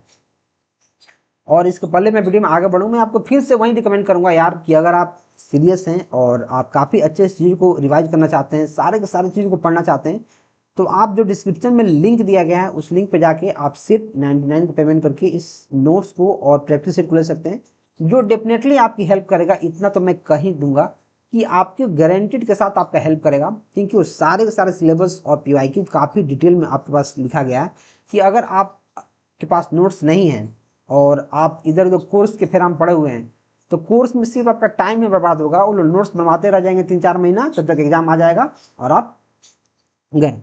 तो मैं तो यही बोलूंगा कि आप इसको ले लो और अच्छे से पढ़ो, 2 बार 3 बार पढ़ लो, सारे के सारे कंसेप्ट को याद ही कर लो। अगर सारे के सारे कंसेप्ट को याद कर लोगे तो उससे रिलेटेड कोई भी क्वेश्चन आएगा तो छूटेगा नहीं, राइट। ये हमारा आ गया question number 56। Question number 56, what is the main advantage of using abstract class over interface. In Java class, Java में हमारा इंटरफेस के बदले एब्स्ट्रैक्ट क्लास यूज कर रहे हैं, तो उसका एडवांटेज क्या। तो abstract classes can have multiple inheritance unlike interface, नहीं। Interfaces can have constructors while abstract class, ऐसा कुछ नहीं है। Abstract class can provide default implementation of the methods, बिल्कुल। जो एब्स्ट्रैक्ट क्लास होता है वो जो मेथड्स होते हैं उनको डिफॉल्ट में इंप्लीमेंटेशन उनका प्रोवाइड करता है। इंटरफेस क्या प्राइवेट स्पेसिफाई करता है, नहीं। What is the main purpose of using namespace? Namespace क्या है? To provide data encapsulation, नहीं। To organize code in logical group, yes। To define abstract class, नहीं। To handle exception, नहीं। Exception handle के लिए क्या try and catch का use करते हैं, तो ये थोड़ी हो जाएगा। Organize code in logical group। What's the term creating for new class that inherits properties and behaviors from existing class? इसके बारे में मैंने आपको बताया है, इसको बोलते हैं इनहेरिटेंस। जो अपने पेरेंट के प्रॉपर्टी को क्या करता है, पेरेंट के प्रॉपर्टी को इनहेरिट करता है। क्या पॉलीमॉर्फिज्म में जाएगा, नहीं। ये तो होता है कि इसी को बोलते हैं फंक्शन ओवरलोडिंग। पॉलीमॉर्फिज्म को ही ओवरलोडिंग बोलते हैं कि एक ही फंक्शन होता है, बहुत सारे फंक्शंस होते हैं जिनका नाम एक ही होता है, उसमें अलग अलग पैरामीटर्स होते हैं। क्या इनकैप्सुलेशन हो जाएगा, नहीं। ये तो डेटा और मेंबर फंक्शंस को एक क्लास के अंदर बाइंड करता है। क्या एब्स्ट्रैक्शन हो जाएगा, नहीं। एब्स्ट्रैक्शन क्या होता है सर, एब्स्ट्रैक्शन होता है कि जो इम्प्लीमेंटेशंस डिटेल को हाइड करता है, केवल फंक्शनल डिटेल को शो करता है, राइट। जैसे सपोज कर लो कैलकुलेटर है, कैलकुलेटर में प्लस माइनस का प्रोग्राम कैसे लिखा गया और कैसे काम करेगा, यूजर को ये सब दिखाने की जरूरत नहीं है और ना ही यूजर ये जानना चाहता है। यूजर जो है ये जानना भी नहीं चाहता है कि प्लस तुम्हारा कैसे काम कर रहा है। मैं प्लस यहाँ दाब रहा हूँ तो काम करना चाहिए मेरे लिए, बस। इसको बोलते हैं डेरिवेशन। डेरिवेशन बोलो या फिर इनहेरिटेंस बोलो, दोनों बात बराबर है, आंसर डेरिवेशन हो जाएगा। What is the primary purpose of interface in OOP? To provide a blueprint for creating object. हमारा क्या है, क्वेश्चन नंबर 59। ये तो हमारा क्लास है, इंटरफेस थोड़ी है, यहाँ तो इंटरफेस पूछा जा रहा है तो क्लास हो जाएगा, नहीं। To provide a set of methods that must be implemented by implementing classes, yes। To define constructor for classes, नहीं तो अपने आप हो जाता है। To create static members, नहीं। इसका आंसर 59 का हमारा बी हो जाएगा। What is the term for variable that references an instance of a class? इसको बोलते हैं object. Instance of class is called object. Property हो जाएगा, नहीं। मेथड हो जाएगा, नहीं। कंस्ट्रक्टर हो जाएगा, नहीं। What is the term for a condition that occurs during program execution that disturb the normal flow? मैं आपको बोला हूँ नॉर्मल फ्लो को एग्जीक्यूट करता, उसको डिस्टर्ब करता है, उसको बोलते हैं एक्सेप्शन। और इसको हैंडल करते हैं किससे, ट्राई कैच फाइनली ब्लॉक, ये सारे लिखते हैं, तो एक्सेप्शन इसका आंसर हो जाएगा। एब्स्ट्रैक्शन क्या है मैंने आपको बताया है, इनहेरिटेंस क्या है मैंने आपको बताया है, इनकैप्सुलेशन क्या है मैंने आपको बताया है। What is the role of document type definition in XML? XML का फुल फॉर्म क्या होगा, कमेंट करो। It defines the structure and data types of XML, बिल्कुल। It provides a list of external resources, नहीं। It specifies the styling rules, styling rules नहीं यार। It encrypts, नहीं। ये क्या करता है, स्ट्रक्चर और उसके डेटा टाइप्स को एक्सएमएल में रिप्रेजेंट करता है, बताता है। पीएचपी का फुल फॉर्म क्या है? बहुत सारे लोग पी से इसका फुल फॉर्म स्टार्ट करना शुरू कर देंगे, पर्सनल होम पेज मार देंगे, नहीं। प्रोफेशनल नहीं, प्रोसेस्ड नहीं, इसका होता है हाइपर टेक्स्ट प्री प्रोसेसर। आप बोलोगे सर ये तो पी से शुरू है, पीएचपी, तो पी से पहले होना चाहिए, ये हाइपर टेक्स्ट प्री प्रोसेसर कैसे आ गया? तो देखो इसके लिए दिमाग मत लगाओ, इसके जो डेवलपर बताए हैं कि पीएचपी का फुल फॉर्म उन्होंने बताया है कि हाइपर टेक्स्ट प्री प्रोसेसर होता है, तो यही होता है, इसमें कोई लॉजिक नहीं है, इसको याद करना है। पीएचपी का फुल फॉर्म याद कर लो, क्या होता है? Hyper text pre processor. इसके डेवलपर ने यही बताया है, उसको यही याद करना पड़ेगा, इसमें कोई लॉजिक नहीं है। How do you define a single line comment in PHP? तो देखो मैक्सिमम हम लोग सिंगल लाइन कमेंट जैसे सी प्लस प्लस हो गया, जावास्क्रिप्ट हो गया, या फिर और भी लैंग्वेजेज होंगे, उसमें सिंगल लाइन कमेंट को अपन डबल स्लैश ऐसे डिनोट करते हैं। तो जो पीएचपी है भी हमारा एक लैंग्वेज ही है, ये तो मल्टीपल लाइन कमेंट के लिए करते हैं। ये तो हमारे एचटीएमएल में करते हैं मल्टी लाइन कमेंट के लिए, ये हमारा इसमें नहीं होता है। आंसर क्या है इसका? ए हो जाएगा। Which statement is used to retrieve data from a database in SQL? Data को रिट्रीव करना है तो उसके लिए हम क्या करते हैं? एक ही सबसे इंपॉर्टेंट चीज है सेलेक्ट, सेलेक्ट कमांड। सेलेक्ट एक ऐसा कमांड है कि select star from this table, right. तो स्टार मतलब सारा का सारा चीज, उसको सेलेक्ट करो, लेकर आओ। तो आंसर इसका क्या हो जाएगा? हमारा सेलेक्ट हो जाएगा, इसका आंसर हमारा सेलेक्ट हो जाएगा। What is CRUD an acronym in database operation? CRUD मतलब create read update delete, create read update delete. Okay, ये हमारा सही दिख रहा है। कैश, कैश कहां से आ जाएगा? कॉपी नहीं, कलेक्ट नहीं। Which SQL command is used to remove a table from a database? अगर हमारे पास कोई डेटाबेस है और इसमें से अपनी जो टेबल है इसको रिमूव ही कर देना है, मतलब टेबल को ही भगा देना है, तो क्या डिलीट करते हैं? नहीं, ऐसा कुछ नहीं होता है। क्या ड्रॉप करते हैं? बिल्कुल ड्रॉप करते हैं। क्या रिमूव करते हैं? नहीं। क्या इरेज करते हैं? ये तो कुछ होता ही नहीं है, तो इसका ड्रॉप आंसर हो जाएगा। The language accepted by push down automata is, क्या रिकर्सिव होता है? देखो जो पुश डाउन ऑटोमेटा होता है, पुश डाउन, क्या रिकर्सिव उसमें लैंग्वेज होता है? नहीं। क्या कंटेक्स्ट फ्री होता है? हाँ, कंटेक्स्ट फ्री होता है। क्या लिनियरली बाउंडेड लैंग्वेज होता है? नहीं। क्या ऑल ऑफ द अबव होता है? नहीं। तो अब देखो जो कंटेक्स्ट फ्री होता है वो तो हमारा हो जाता है पुश डाउन ऑटोमेटा के लिए, लेकिन जो रिकर्सिव होता है, रिकर्सिव ये होता है ट्यूरिंग मशीन के लिए, राइट। ये भी क्वेश्चन पूछ देगा कि रिकर्सिव किसके लिए हो रहा है? ये ट्यूरिंग मशीन के लिए हो रहा है। लिनियरली बाउंडेड जो लैंग्वेज है वो किसके लिए होता है? ये हमारा होता है लिनियर, लिनियर के लिए। ये हमारा linear clear, linear bounded automata के लिए होता है। Linear bounded, linear bounded automata के लिए होता है। जो रिकर्सिव होता है वो होता है ट्यूरिंग मशीन के लिए। जो कंटेक्स्ट फ्री लैंग्वेज होता है वो होता है पुश डाउन ऑटोमेटा के लिए। जो लिनियरली बाउंडेड लैंग्वेज होता है वो होता है लिनियरली बाउंडेड ऑटोमेटा के लिए, right. Which of the following is type 1 language और टाइप 1 ग्रामर? टाइप 1, टाइप 1 कौन कौन होता है? रेगुलर लैंग्वेज होता है? नहीं। क्या कंटेक्स्ट फ्री ग्रामर होता है? यस, कंटेक्स्ट फ्री ग्रामर और कंटेक्स्ट फ्री लैंग्वेज होता है। ये हमारा कौन है? Question number 69। यस, यही होता है। क्या कंटेक्स्ट सेंसिटिव लैंग्वेज होता है? नहीं। नहीं। क्या रिकर्सिव होता है? नहीं, ये तो ट्यूरिंग मशीन के लिए होता है, ट्यूरिंग मशीन। तो हमारा आंसर क्या हो जाएगा? Context free grammar. इसको याद करो, देखो जो टाइप 1 है उसको याद कर लो। क्या इसमें कंटेक्स्ट फ्री ग्रामर आता है और कंटेक्स्ट फ्री लैंग्वेज आता है, इन दोनों में से कोई भी आएगा, मतलब दोनों, इसका नाम अलग है, दोनों एक ही है। A context free grammar G in a Chomsky normal form if every production is of the form। अगर तुम्हें ये सारी चीजें एकदम नई लग रही हैं और समझ में नहीं आ रहा तो नोट्स से पढ़ना शुरू करो। नोट्स, नोट्स से पढ़ो, उसमें सारे चीजें दिएंगे और सिर्फ 99 रुपया में तो अभी मिल ही रहा है, तो तुम इसको लेकर पढ़ सकते हो, काफी तुम्हारा हेल्प कर देगा और तुम एग्जाम तक इतना कॉन्फिडेंट फील कर दोगे, तुम्हें मजा आ जाएगा, राइट। देखो ए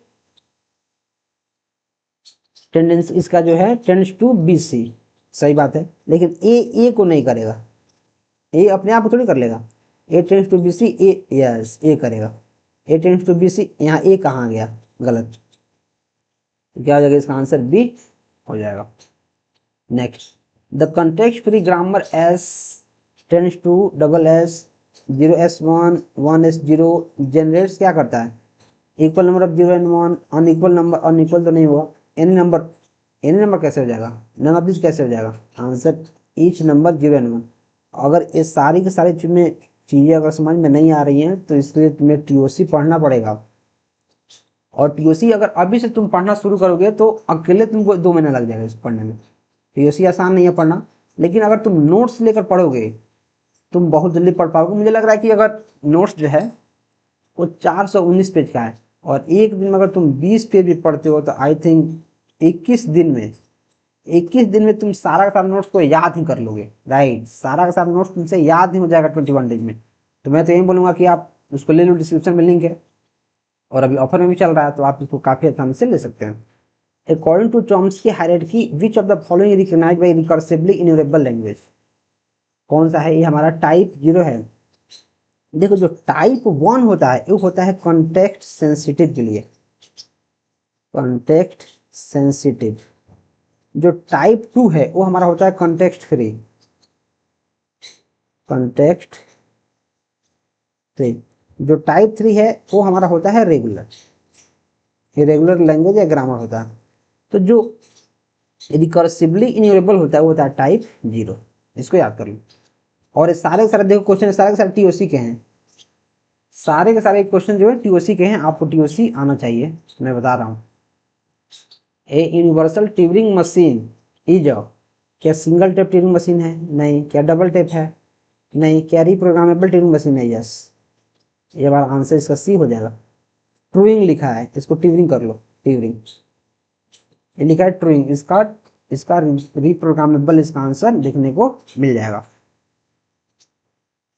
Turing machine can be represented using, जो ट्यूरिंग मशीन होता है वो किससे किससे रिप्रेजेंट किया जा सकता है। क्या ट्रांजिशन टेबल से होता है, हाँ होता है। क्या ट्रांजिशन डायग्राम से होता है, यस।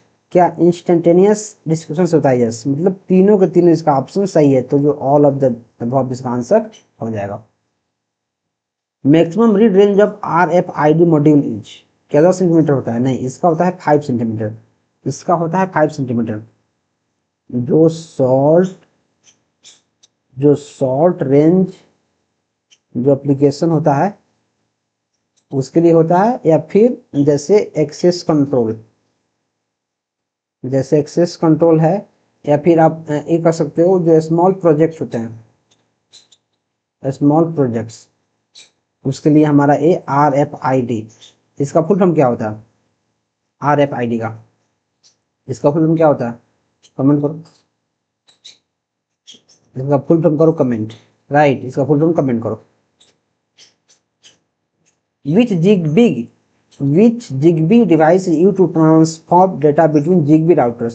डिवाइस, ये तो राउटर ही होगा, राउटर होगा, गलत। Zigbee router, yes. Zigbee star, Zigbee and, गलत।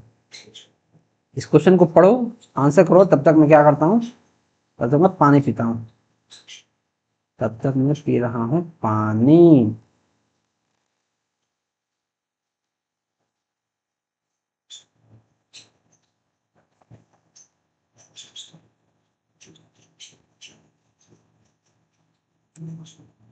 गला सूख जा रहा है एकदम।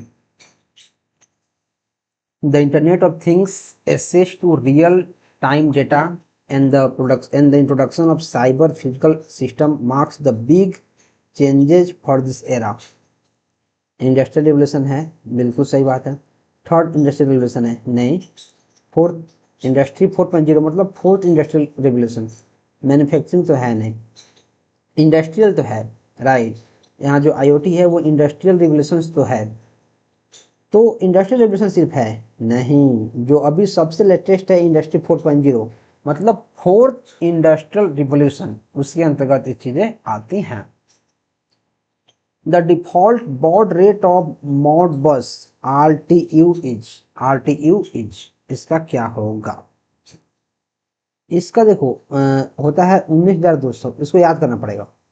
और 19,200 होगा, वो क्या करता है, इसका जो स्पीड होता है और जो इसका रिलायबिलिटी होता है वो बहुत अच्छा होता है, गुड।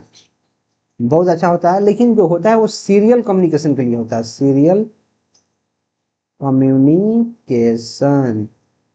तो सीरियल कम्युनिकेशन के लिए इसका यूज होता है। Dash is an online storage drive which can be browse and from which items can be share. बोला कौन सा एक ऑनलाइन स्टोरेज ड्राइव है जिसको ब्राउज किया जा सकता है और आइटम्स को वहां शेयर भी किया जा सकता है। फाइंड माई फोन, ये तो स्टोरेज नहीं लग रहा है, ये तो कोई ऐप है जो फोन को फाइंड करता है। आई वेब पब्लिश, इस पे तो देखो पब्लिश यहाँ लिखा गया है, आई वेब मतलब वेब पर कोई चीज पब्लिश करने के लिए है, नहीं। आई मोबाइल में गैलरी, ये तो गैलरी है इंटरनेट पे डेटा को स्टोर करने के लिए। आई डेस्क, ये क्या है, एक स्टोरेज ड्राइव है। आई डेस्क इंटरनेट डेस्क जिसपे डेटा को अपना स्टोर कर सकते हैं। मोबाइल में, ये तो गैलरी, मोबाइल में गैलरी, ये तो गैलरी है जहां फोटो अपने स्टोर करते हैं, photo. That's you to overcome the challenges of managing the resources of IoT। के क्लस्टरिंग है बिल्कुल, सॉफ्टवेयर एजेंट्स है बिल्कुल, सिंक्रोनाइजेशन है बिल्कुल, क्लस्टर सॉफ्टवेयर एजेंट सिंक्रोनाइजेशन, ये तीनों एक साथ दे दिया है। ये भी हमारा आंसर सही है, लेकिन इन तीनों को यहाँ लिख दिया है तो आंसर हमारा डी नंबर हो जाएगा। What is a frame, frame क्या है, क्या डेटा टाइप है, नहीं। क्या डेटा स्ट्रक्चर है, नहीं। क्या नॉन ऑफ दीज है, नहीं। A way of representing knowledge, frame क्या है, a way of representing knowledge हमारा आंसर है। What is hyponymy relation, hyponymy relation हमारे पास क्या है, देखो हाइपोनेमी क्या होता है, हाइपोनेमी एक्चुअली सही है। हाइपोनेमी में क्या होता है कि जैसे मानो कि अगर कोई फ्लावर है,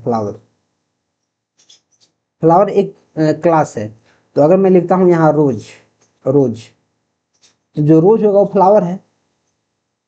अगर फ्लावर कोई क्लास है और फिर मैं रोज लिखता हूं तो रोज क्या है, फ्लावर है। रोज जो फ्लावर है मतलब फ्लावर का एक पार्ट है, फ्लावर का ही एक रूप है क्या, रोज। फ्लावर का ही एक रूप है रोज, मतलब जो रोज है वो फ्लावर का सब ऑर्डिनेट है, मतलब इसी का एक पार्ट है, सब ऑर्डिनेट। तो A is a part of B, जो ए है पार्ट ऑफ बी, हाँ हो सकता है। बी है part of A itself, A is a subordinate of B, A superordinate, नहीं सब। मतलब जो रोज है, रोज वो फ्लावर का पार्ट है, फ्लावर जो है वो रोज का पार्ट नहीं है, राइट। तो सब देखो ए इज पार्ट ऑफ बी, ए भी सही लग रहा है, और ए इज सबऑर्डिनेट ऑफ बी, ए भी सही लग रहा है। लेकिन दोनों में से अगर मैं एक को चुनना चाहूंगा तो फिर अब मैं सब ऑर्डिनेट पे चला जाऊंगा। क्यों, क्योंकि ये काफी सटीक और काफी एक प्रोफेशनल वर्ड लग रहा है। Which among the following are the example of semantic network? Semantic network का एग्जाम्पल कौन है, हमारा question number 83। Human food chain है, नहीं। माइसिन है, नहीं। ऑटोनोमस कार ड्राइवर है, नहीं। ये हमारा वर्ड है।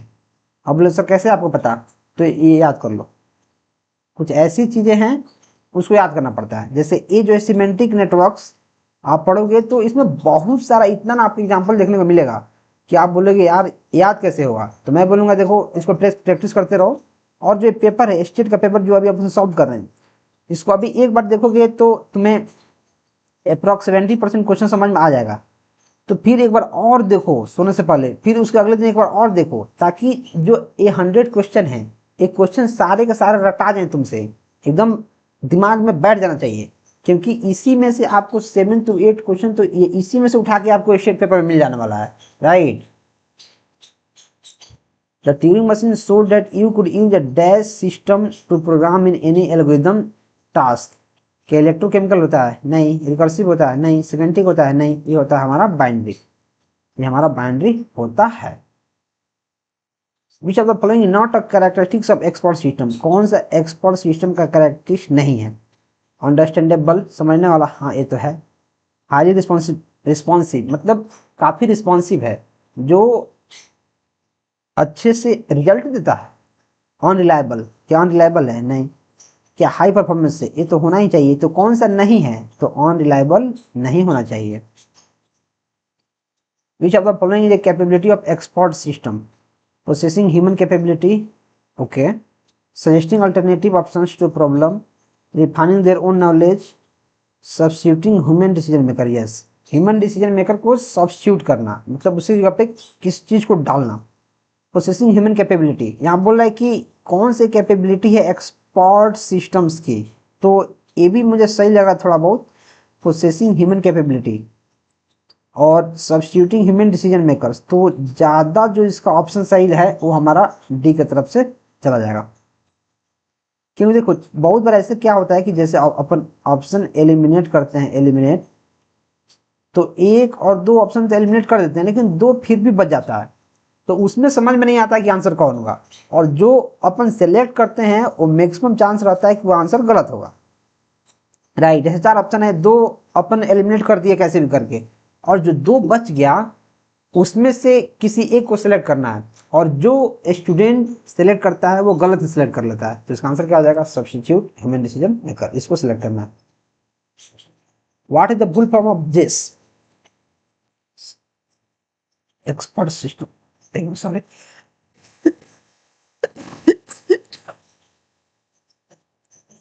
What is the full form of जिस इन एक्सपर्ट सिस्टम टेक्नोलॉजी। जिस का फुल फॉर्म क्या होता है, खांसी आ गया यार। इसका फुल फॉर्म क्या होता है, जावा एक्सपर्ट सिस्टम सेल होता है, कि जावा स्क्रिप्ट एक्सपर्ट सिस्टम सेल होता है, कि जावा एक्सपर्ट सब सेल, ये तो गलती लग रहा है, जावा स्क्रिप्ट एक्सपर्ट सब सिस्टम, इसका आंसर क्या होता है, राइट। तो जावा स्क्रिप्ट तो नहीं होता है, और जावा एक्सपर्ट सब सिस्टम में तो गलत ही लग रहा है, तो इसका फुल फॉर्म होता है जावा एक्सपर्ट सिस्टम सेल। अब बोलोगे कैसे करना है, तो इसको याद करो, इसको करना है याद, क्योंकि जो फुल फॉर्म होता है उसको याद करना पड़ता है, समझने का कोई ऑप्शन नहीं है। During e commerce transaction, during e commerce transaction we should ensure, क्या इंश्योर करना है, इंटीग्रिटी होना चाहिए, कॉन्फिडेंशियलिटी होना चाहिए, सिक्योरिटी होना चाहिए, मतलब सारे के सारे होना चाहिए। हमारा जो ट्रांजेक्शन है, ट्रांजेक्शन एकदम सिक्योर होना चाहिए, सिक्योर।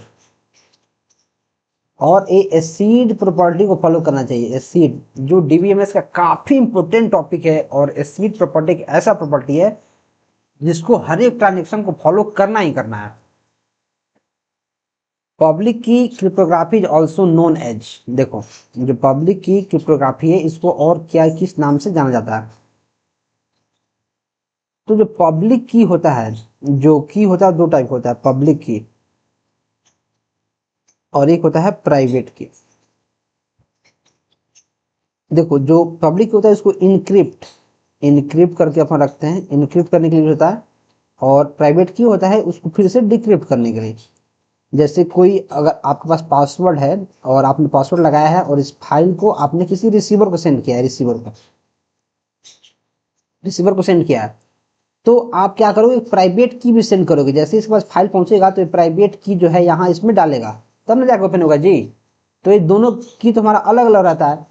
देखो दोनों की का जो वैल्यू रहता है हमारा सेम रहता है, लेकिन दोनों की को जो जब इनक्रिप्ट किया जाता है जिसमें कुछ सॉल्ट ऐड किया जाता है, कुछ अलग अलग कैरेक्टर ऐड किए जाते हैं, तो दोनों अगर आप देखोगे दोनों को, पब्लिक की और प्राइवेट की को, दोनों अलग अलग दिखेगा, राइट। तो वहां हो जाता है एसिमेट्रिक, लेकिन उसके अंदर जो वैल्यू है वो हमारा सेम रहता है, तो इसका बोलेंगे एसिमेट्रिक, ये हमारा हो जाएगा क्योंकि दोनों का वैल्यू अलग अलग दिखता है। विच one is not a physical trade, physical trade कौन नहीं है, हैकिंग, ये तो हमारे लैपटॉप से होता है, ये फिजिकल नहीं है। स्टॉर्म, तूफान, ये तो फिजिकल है। फायर फिजिकल है, फ्लड फिजिकल है, तो कौन सा नहीं है, हैकिंग नहीं है।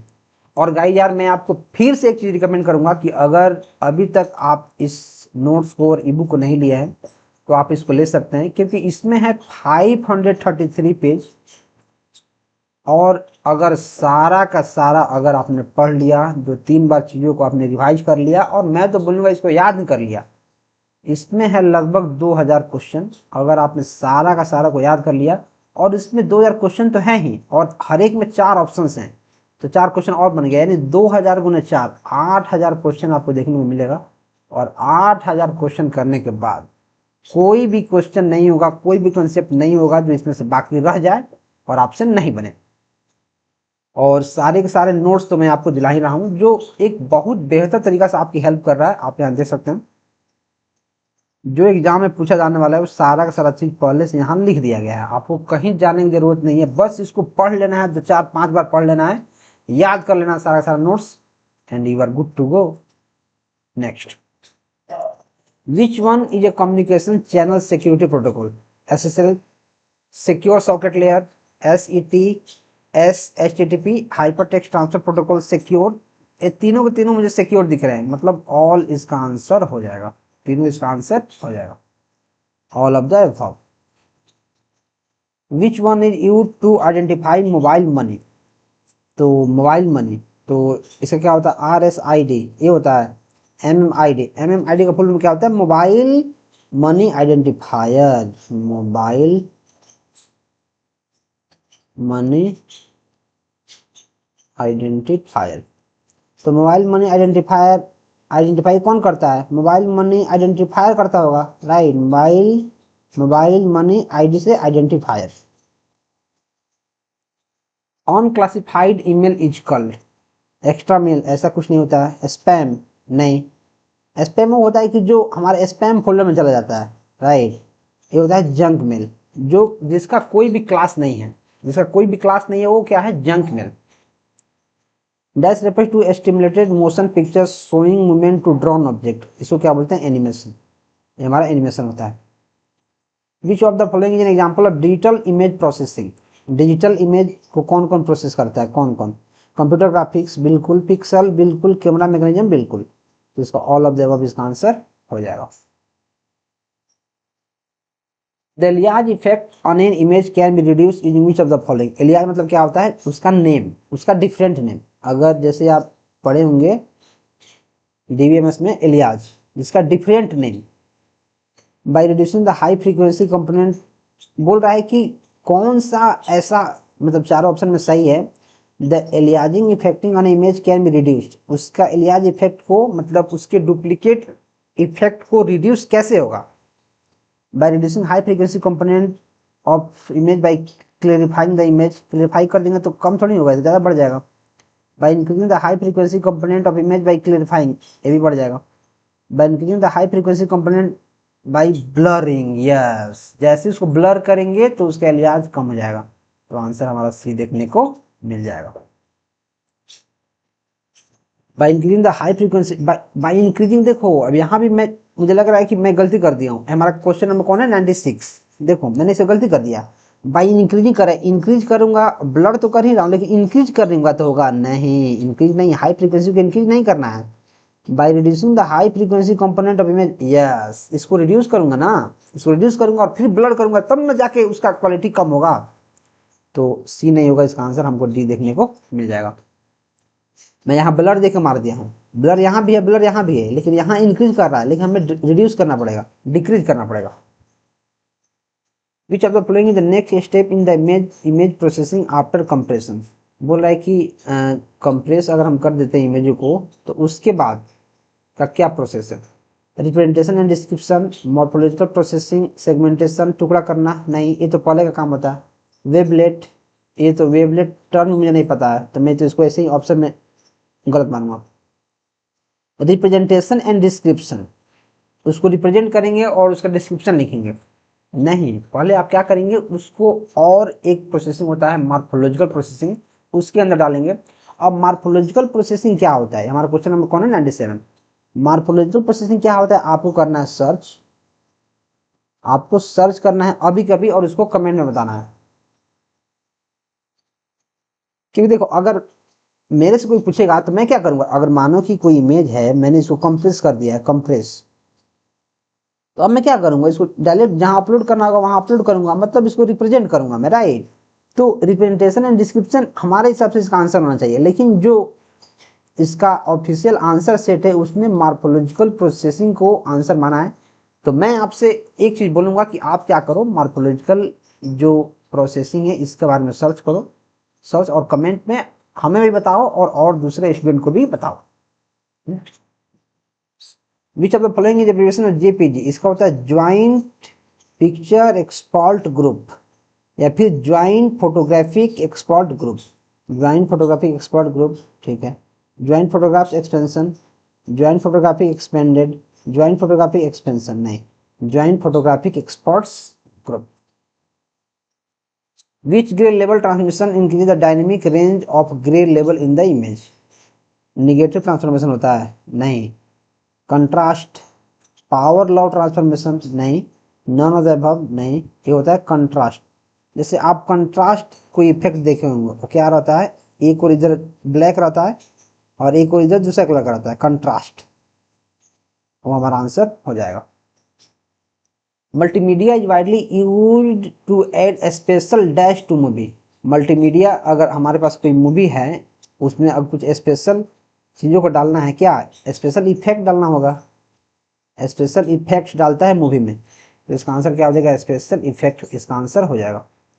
तो अभी तक हमने 100 क्वेश्चन कर लिया। तो जो स्टेट कंप्यूटर साइंस में हमारे कंप्यूटर साइंस के जो पेपर थे 100 क्वेश्चन हमने कर लिया।